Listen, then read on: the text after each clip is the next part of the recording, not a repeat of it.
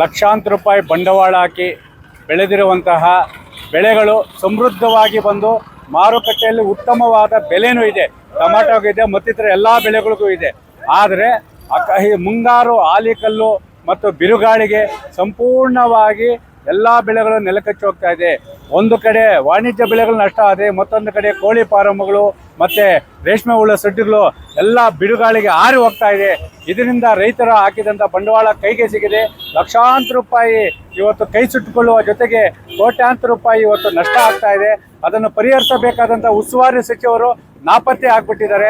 ಅವನ್ನ ನಾವು ಹುಡುಕೊಡುವ ಜೊತೆಗೆ ಮುಂಗಾರು ಮಳೆಯಿಂದ ನಷ್ಟವಾಗಿರುವ ಬೆಳೆ ಮಾವು ಇರ್ಬೋದು, ಟೊಮೊಟೊ ಇರ್ಬೋದು, ವಾಣಿಜ್ಯ ಬೆಳೆಗಳನ್ನು ಸಮೀಕ್ಷೆ ಮಾಡಲು ವಿಶೇಷ ತಂಡ ರಚನೆ ಮಾಡಿ ನಷ್ಟವಾಗಿರುವ ಪ್ರತಿ ಎಕರೆಗೆ 5 ಲಕ್ಷ ಪರಿಹಾರ ನೀಡಬೇಕು.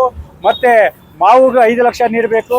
ಅದರ ಜೊತೆಗೆ ಇವತ್ತು ಏನು ಕೋಳಿ ಫಾರಂ ಮತ್ತು ಹುಳ ಸಟ್ಟೋಗಿದೆ, ಅದು ಪ್ರತಿ ಮನೆಗೆ 10 ಲಕ್ಷ ರೂಪಾಯಿ ಪರಿಹಾರ ನೀಡಬೇಕು ಅಂತೇಳಿ ಮಾನ್ಯ ಜಿಲ್ಲಾಧಿಕಾರಿಗಳನ್ನು ಒತ್ತಾಯಿಸಿ ಇವತ್ತು ಮುಳಬಾಗಿಲು TAPM ಸರ್ಕಲ್ನಲ್ಲಿ ರೈತ ಸಂಘದಿಂದ ಮಾವು ಸಮೇತ ಹೋರಾಟ ಮಾಡಿ ತೋಟಗಾರಿಕೆ ಅಧಿಕಾರಿಗಳ ಮುಖಾಂತರ ಮಾನ್ಯ ಜಿಲ್ಲಾಧಿಕಾರಿಗಳಿಗೆ ಮನವಿ ಸಲ್ಲಿಸ್ತಾ ಇದ್ದೀವಿ. 1 ವಾರದ ಒಳಗೆ ಈ ಒಂದು ನಷ್ಟವಾಗಿರುವ ರೈತರಿಗೆ ಪರಿಹಾರವನ್ನು ಘೋಷಣೆ ಮಾಡಿ ವಿಶೇಷ ತಂಡ ರಚನೆ ಮಾಡದೇ ಇದ್ದರೆ ಖಂಡಿತವಾಗ್ಲೂ ಹೇಳ್ತೀನಿ, ನಷ್ಟ ಬೆಳೆ ಸಮೇತ ರಾಷ್ಟ್ರೀಯ ಹೆದ್ದಾರಿ ಬಂದ್ ಮಾಡುವ ಮುಖಾಂತರ ರೈತರ ನ್ಯಾಯ ಪಡೆದುಕೊಳ್ಳುವ ಎಚ್ಚರಿಕೆಯನ್ನು ಸಂಬಂಧಪಟ್ಟ ಉಸ್ತುವಾರಿ ಸಚಿವರಿಗೆ ಮತ್ತು ಸರ್ಕಾರಕ್ಕೆ ನೀಡ್ತಾ ಇದ್ದೀವಿ. ನಿಲ್ಕೊಂಬಿಡ್ರಿ. ಈಗ 3 ದಿನದಿಂದ ಮುಂಗಾರು ಮಳೆ ಆರ್ಭಟ ಅಲ್ಲ, ಇಲ್ಲಿ ಬಿಡ ಅಲ್ಲೇ ಮಳೆ ಬಿದ್ದೈತೆ. ಈಗ ಕೋಳಿ ಸಡ್ಡುಗಳು ಹೋಗಿದೆ, ಮತ್ತು ಬಾಳೆ ತೋಟ, ಟೊಮಾಟೊ ಎಲ್ಲ ಹೋಗಿದೆ. ಒಂದು ರಚನೆ ಮಾಡಿ ವರದಿ ತಯಾರಿಸಿ ಜಿಲ್ಲಾಧಿಕಾರಿಗಳು ನೀಡಿ, ಜಿಲ್ಲಾಧಿಕಾರಿಗಳನ್ನ ಸರ್ಕಾರಕ್ಕೆ ನೀಡಿ ಕನಿಷ್ಠ ಬೆಳೆ ನಷ್ಟ ಆಗಿರೋಕ್ಕೆ 5 ಲಕ್ಷ, ಉಳು ಮನೆ ಮತ್ತು ಕೋಳಿ ಫಾರಮ್ ಹೋಗಿರೋರಿಗೆ ಒಂದು 10 ಲಕ್ಷ ಪರಿಹಾರ ಕೊಡಬೇಕು. OB ರಾಯನ ಕಾಲದಲ್ಲಿ ಹೆಕ್ಟೇರ್ಗೆ 2.5 ಲಕ್ಷ ಕೊಡೋದಂಥ ರಮ್ಯ ಬೇಡ ಅಂತೇಳಿ ನಿಮ್ಮ ಮುಖಾಂತರ ಒಂದು ಇದಕ್ಕೆ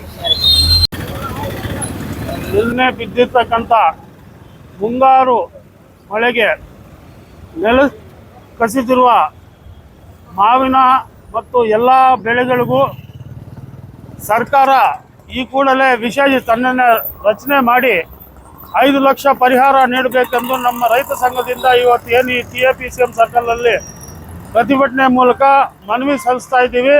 ಇದಕ್ಕೆ ಕೂಡಲೇ ಸರ್ಕಾರ ಎಚ್ಚೆತ್ತು ಕ್ರಮ ಕೈಗೊಂಡು ಕೂಡಲೇ ರೈತರಿಗೆ 5 ಲಕ್ಷ ಪರಿಹಾರ ನೀಡಬೇಕೆಂದು ಈ ಮಾಧ್ಯಮದ ಮೂಲಕ ನಾನು ಕಳಕಳಿಯ ಮನವಿ ಮಾಡ್ತಾ ಇದ್ದೀವಿ.